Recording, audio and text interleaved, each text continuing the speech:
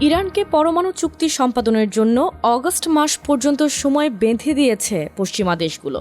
মার্কিন যুক্তরাষ্ট্রের পররাষ্ট্রমন্ত্রী মার্কো রুবিও এবং ফ্রান্স, জার্মানি ও যুক্তরাজ্যের পররাষ্ট্রমন্ত্রীরা এক টেলিফোন আলোচনায় ইরানের সঙ্গে পরমাণু চুক্তি সম্পাদনের জন্য অগস্ট মাসের শেষ দিনকে চূড়ান্ত সময়সীমা হিসেবে নির্ধারণ করতে সম্মত হয়েছেন।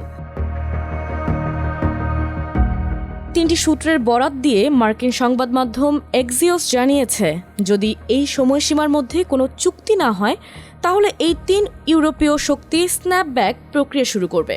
এই প্রক্রিয়ার মাধ্যমে 2015 সালের পরমাণু চুক্তির ফলে ইরানের উপর থেকে উঠে যাওয়া জাতিসংঘের নিরাপত্তা পরিষদের সব নিষেধাজ্ঞা আবারও সক্রিয়ভাবে ফিরে আসবে।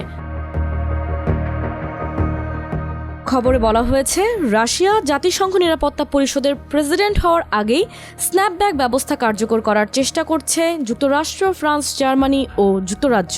পশ্চিমা দেশগুলো মনে করছে স্ন্যাপব্যাক ব্যবস্থা ইরানকে আলোচনার টেবিলে ফিরিয়ে আনতে চাপ তৈরি করবে। তবে ইরানের দাবি, এই ব্যবস্থা আইনগতভাবে বৈধ নয় এবং এর প্রতিক্রিয়ায় তারা পরমাণু বিস্তার রোধ চুক্তি এনপিটি থেকে সরে যাওয়ার হুমকি দিয়েছে।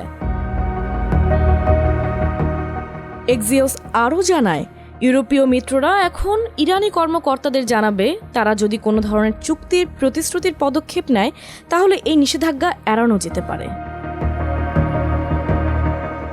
এর আগে ওয়াশিংটনে সাম্প্রতিক এক বৈঠকে ইসরায়েলের প্রধানমন্ত্রী বেনিয়ামিন নেতানিয়াহু মার্কিন প্রেসিডেন্ট ডোনাল্ড ট্রাম্পকে স্ন্যাপব্যাক ব্যবস্থা বন্ধ না করার অনুরোধ করেছিলেন বলেও জানিয়েছে এক্সিওস। ট্রাম্পকে তিনি আরও বলেছিলেন, নিষেধাজ্ঞা এড়াতে যেন ইরানকে দ্রুত চুক্তি করতে চাপ দেওয়া হয়।